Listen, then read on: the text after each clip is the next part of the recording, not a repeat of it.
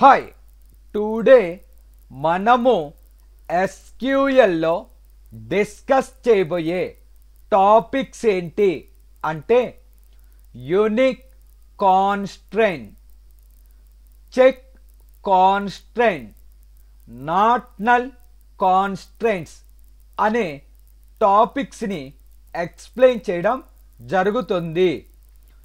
Unique కాన్స్ట్రెయింట్, unique కాన్స్ట్రెయింట్ని దేనికి use చేస్తాము అంటే ఒక టేబుల్లో ఏ కాలంకి అయితే యూనిక్ కాన్స్ట్రెయింట్ని అప్లై చేస్తామో ఆ కాలంలో డూప్లికేట్ వాల్యూస్ని యాక్సెప్ట్ చేయదు, నల్ వాల్యూస్ని యాక్సెప్ట్ చేస్తుంది.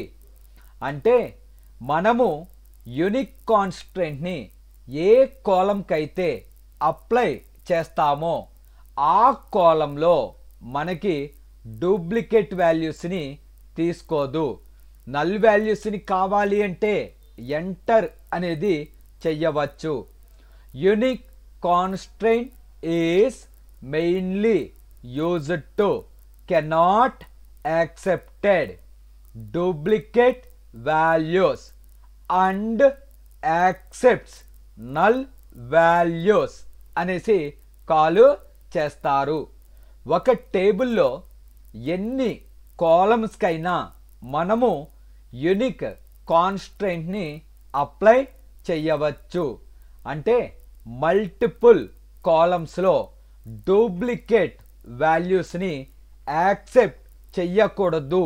అంటే మనము మల్టిపుల్ కాలమ్స్కి యూనిక్ కాన్స్ట్రెయింట్ని అప్లై చేయవచ్చు. ఇక్కడ సింటాక్స్ చూడండి.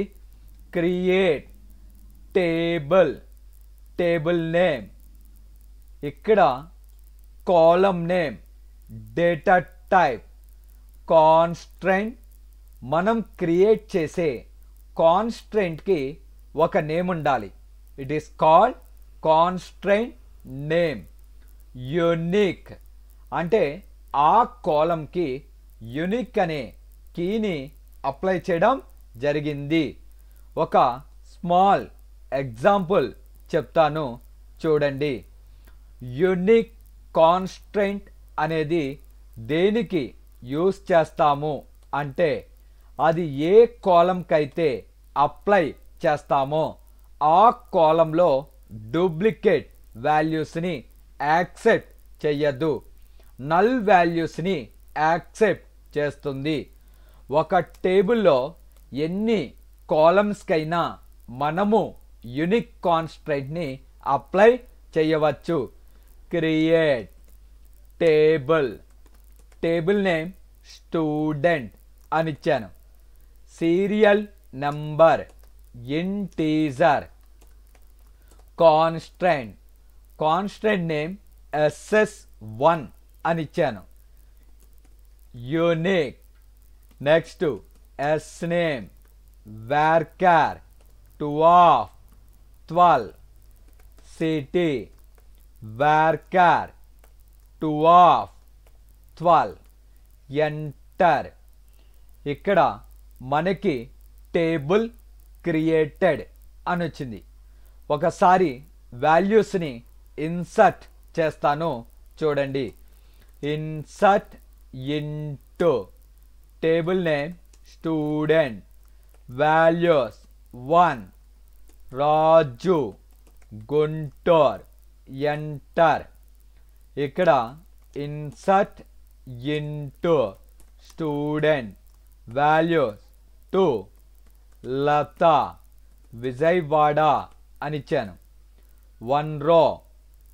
Created. Insert into student, values 1 Smith, Hyderabad అని ఇచ్చాను. సో ఇక్కడ యూనిక్ కాన్స్ట్రెయింట్ వైలేటెడ్ అని మెసేజ్ వచ్చింది. అంటే మీరు ఎస్ నెంబర్ అనే కాలంకి యూనిక్ కీని అప్లై చేశారు, అందువల్ల డూప్లికేట్ వాల్యూస్ని యాక్సెప్ట్ చెయ్యను అనేసి చెప్తుంది. Next insert into student values, serial number null అని ఇచ్చాను, నేమ్ కమలా, city Hyderabad, enter, 1 row created. Table చూడండి, సెలెక్ట్ స్టార్ ఫ్రమ్ స్టూడెంట్ అంటే ఇక్కడ నల్ వాల్యూస్ని యాక్సెప్ట్ చేస్తుంది, డూప్లికేట్ వాల్యూస్ని మాత్రమే యాక్సెప్ట్ చెయ్యదు.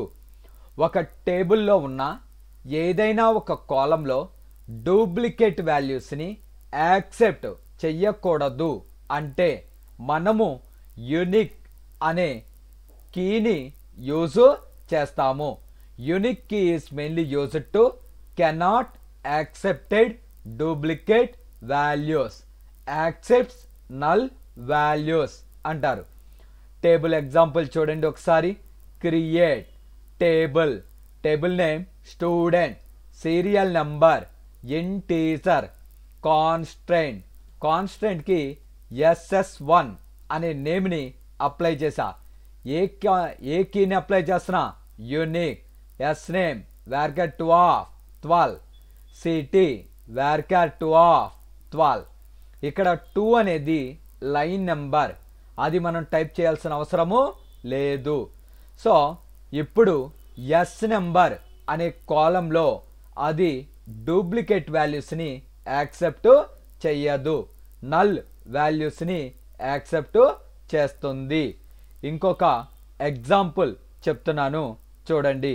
Create table, table name student 1, roll number integer, constraint, constraint name SS2 అని ఇచ్చాను. Unique, S name varchar 2 of 12. So constraint, constraint name KK1 అని ఇచ్చాను. యూనిక్. ఈ విధంగా మనము ఎన్ని కాలమ్స్కి అయినా యూనిక్ కీని అప్లై చేయవచ్చు. Table created, insert into student 1 values 1 Raju అని ఇచ్చాను. 1 row created, insert into student 1 values 2 same Raju అని ఇచ్చాను. ఇక్కడ మీకు యూనిక్ కాన్స్ట్రెంట్ KK1 అనేది యాక్టివేట్ అయ్యింది అని చెప్తుంది. ఎందుకు అంటే ఇక్కడ ఎస్ నేమ్ కూడా నేను యూనిక్ కీని అప్లై చేశాను. అందువల్ల మనకి ఎస్ నేమ్ అనే కాలంలో డూప్లికేట్ వాల్యూస్ని యాక్సెప్ట్ చెయ్యదు. ఇక్కడ గమనించినట్టయితే రోల్ నెంబర్కి యూనిక్ కీ అప్లై చేశాను, ఎస్ నేమ్ అనే కాలంకి యూనిక్ కీని అప్లై చేశాను. ఒక టేబుల్లో ఎన్ని కాలమ్స్కైనా మనము యూనిక్ అనే కీని అప్లై చేయవచ్చు. యూనిక్ కీ అనేది ఏ కాలంకైతే అప్లై చేస్తామో ఆ కాలంలో డూప్లికేట్ వాల్యూస్ని యాక్సెప్ట్ చెయ్యదు, నల్ వాల్యూస్ని యాక్సెప్ట్ చేస్తుంది. సో నెక్స్ట్ ఏంటి అంటే యూనిక్ కీకే ఇంకో సింటాక్స్ ఉంది. అంటే మనము యూనిక్ కీకి ఒక నేమ్ అనేది అసైన్ చేయకుండా కూడా డైరెక్ట్గా క్రియేట్ చేయొచ్చు. క్రియేట్ టేబుల్, టేబుల్ నేమ్, ఇక్కడ కాలమ్ నేమ్ డేటా టైప్, కాన్స్ట్రెంట్, ఇక్కడ కాన్స్ట్రెంట్ నేము లేకుండా డైరెక్ట్గా యూనిక్ కీ అనేది అప్లై చేయవచ్చు. ఇక్కడ కాన్స్ట్రెంట్ నేమ్ అనేది ఇస్తాం. ఇక్కడ కాన్స్ట్రెంట్ నేమ్ లేకుండా ఆ కాలంకి డైరెక్ట్గా మనము యూనిక్ కీని అప్లై చేయవచ్చు. దానికి దీనికి డిఫరెన్స్ ఏంటి అంటే మనము నేమ్ ఇస్తే రేపు ఎప్పుడైనా ఆ యూనిక్ కీని డియాక్టివేట్ చేయాలి అంటే ఆ నేమ్ ద్వారా మనము డియాక్టివేట్ అనేది చేయవచ్చు. ఇన్ దట్ కేస్ యూనిక్ కీకి నేమ్ అనేది ఇవ్వకపోతే సిస్టమే డిఫాల్ట్గా ఒక నేమ్ని అసైన్ చేస్తుంది.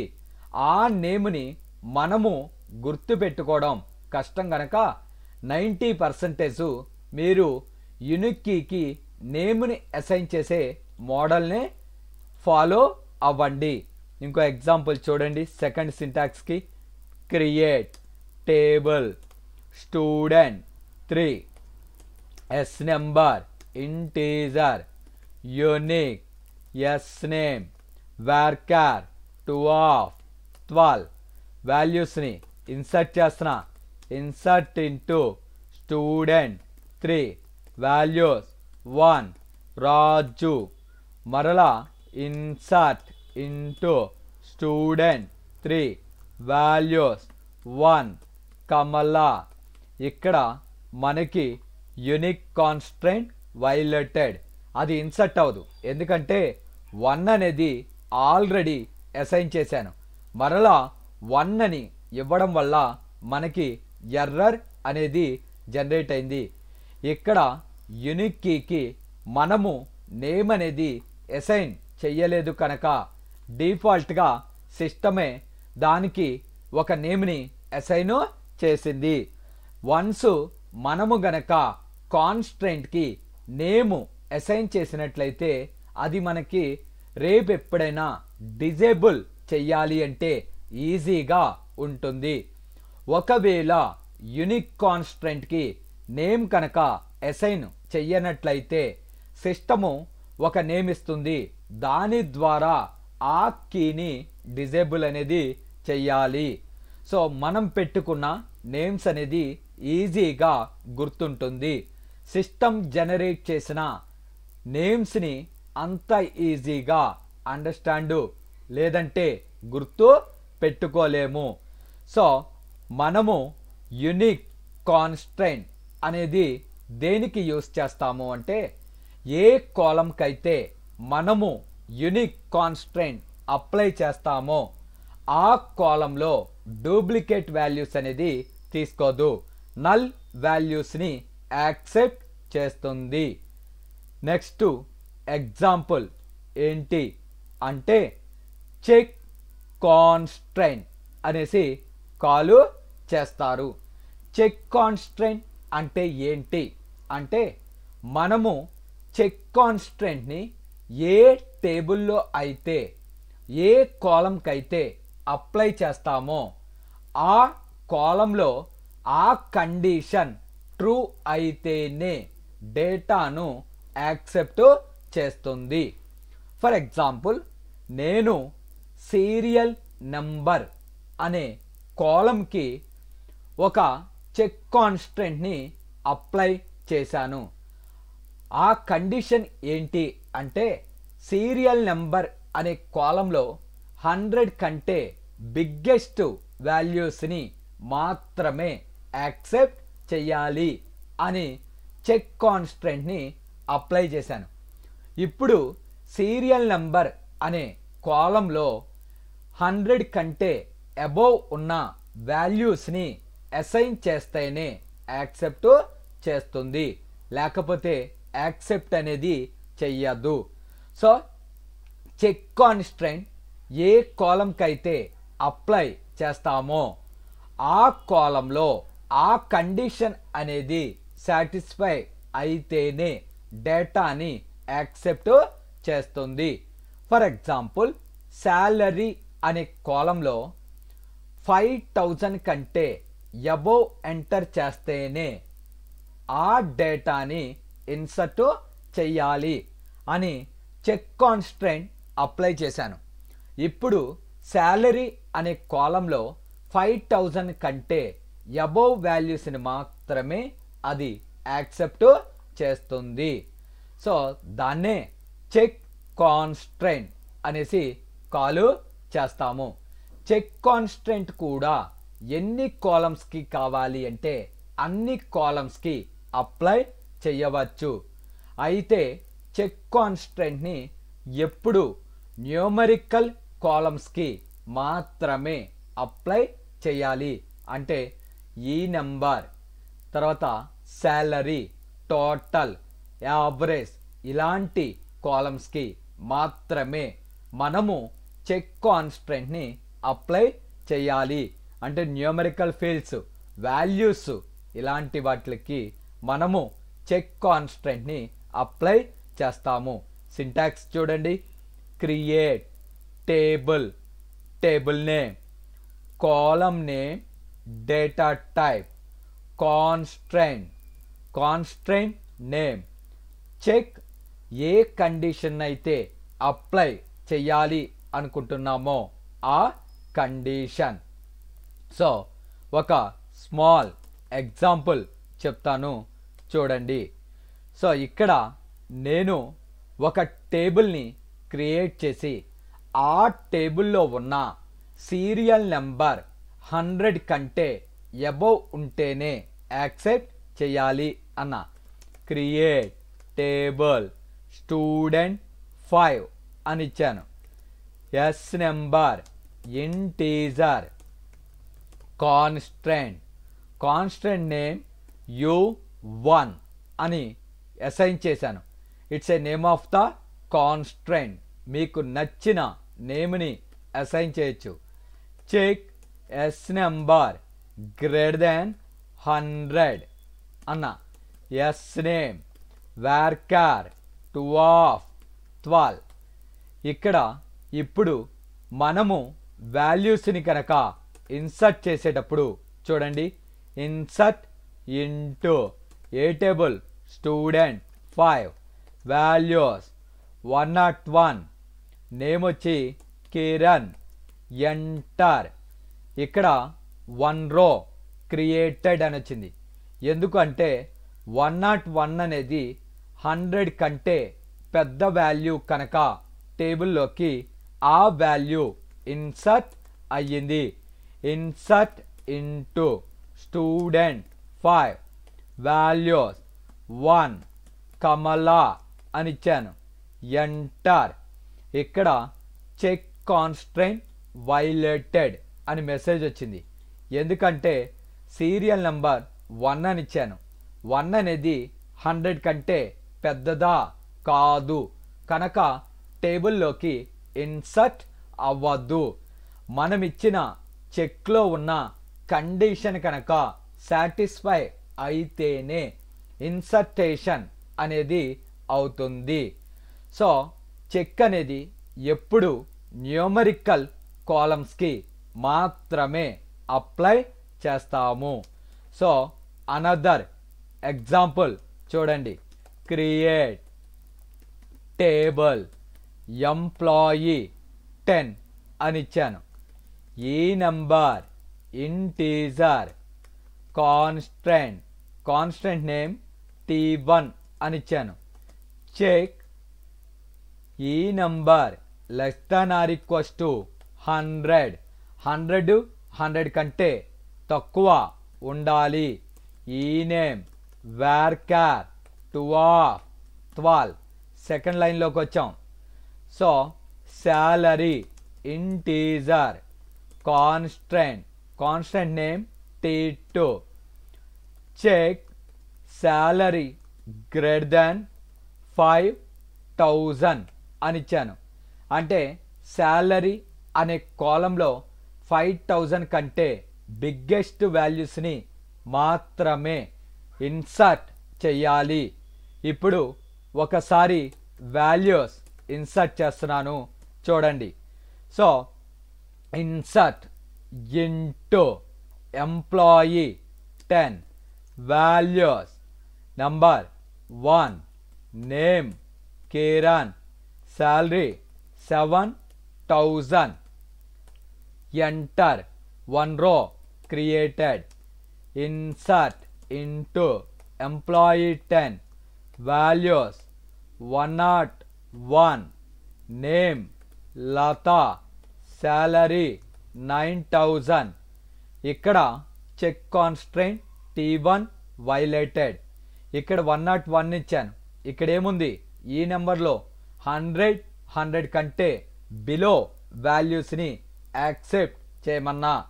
నెక్స్ట్ ఇన్సర్ట్ ఇంటూ ఏ టేబుల్, ఎంప్లాయీ 10 వాల్యూస్ 2. ఇక్కడ లత శాలరీ 1200. ఎర్రర్ ఎందుకు అంటే T2 అనే కాన్స్టెంట్లో శాలరీ 5000 కంటే అబోవ్ ఇస్తేనే యాక్సెప్ట్ చేయమన్నా. నేను ఎంత ఇచ్చా, 1200. అందుకని ఎర్రర్ జనరేట్ అయ్యింది. ఈ విధంగా మనము చెక్ అనే కాన్స్టెంట్ని అప్లై చేయడం జరుగుతుంది. ఏ కాలంకి అయితే చెక్ కాన్స్టెంట్ని అప్లై చేస్తామో ఆ కాలంలో ఆ కండిషన్ సాటిస్ఫై అయితేనే వాల్యూస్ని ఇన్సర్ట్ చేస్తుంది. ఇక్కడ చెక్ కాన్స్టెంట్కి నేమ్ లేకుండా కూడా ఒక సింటాక్స్ ఉంటుంది. చూడండి, create table, table name, column name, data type, check condition. ఇలా మనకి ఎన్ని కాన్స్టెంట్ని కావాలి అంటే అన్ని అప్లై చేయవచ్చు. ఇక్కడ కాన్స్టెంట్ నేమ్ అనేది లేకుండా డైరెక్ట్గా కాన్స్టెంట్ని అప్లై చేస్తాము. మనము గనక కాన్స్టెంట్కి నేమ్ కనుక అసైన్ చేయనట్లయితే డిఫాల్ట్గా సిస్టమే దానికి ఒక నేము అసైన్ చేస్తుంది. ఎగ్జాంపుల్ చూడండి, create table employee 11, E number integer, check E number greater than 200 అని ఇచ్చాను. E name varchar 2 of 12.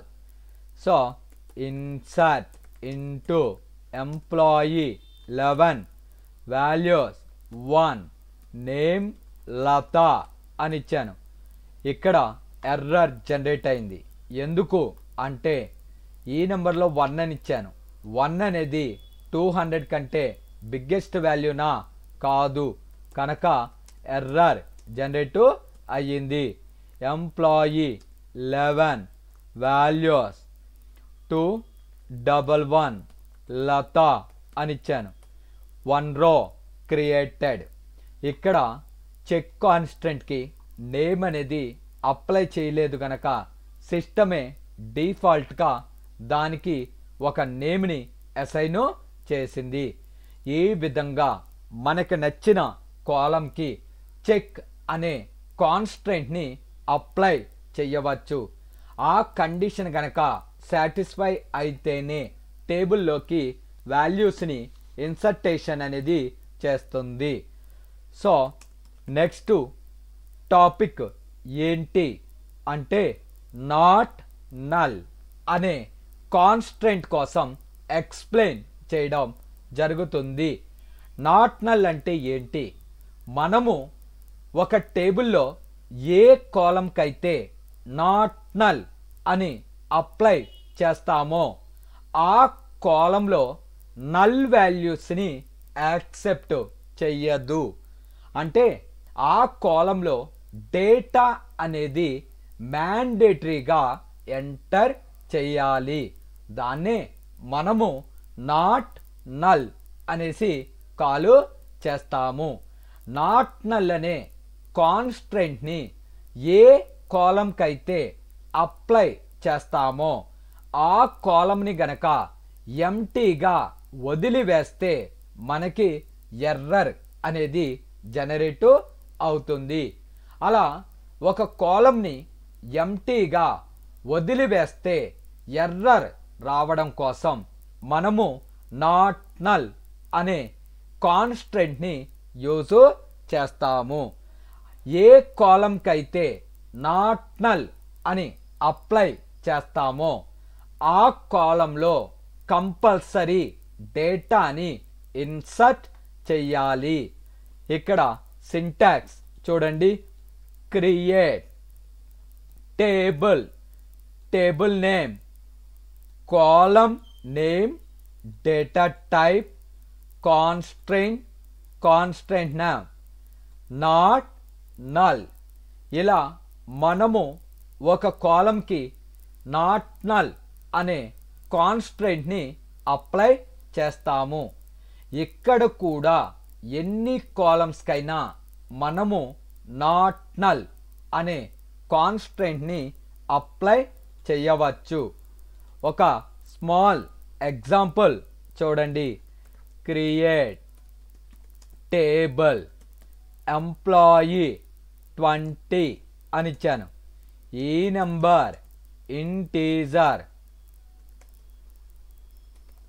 Constraint name E1. ఇక్కడ నాట్ నల్ అని ఇచ్చాను. E name varchar 12. Constraint name E2, not null.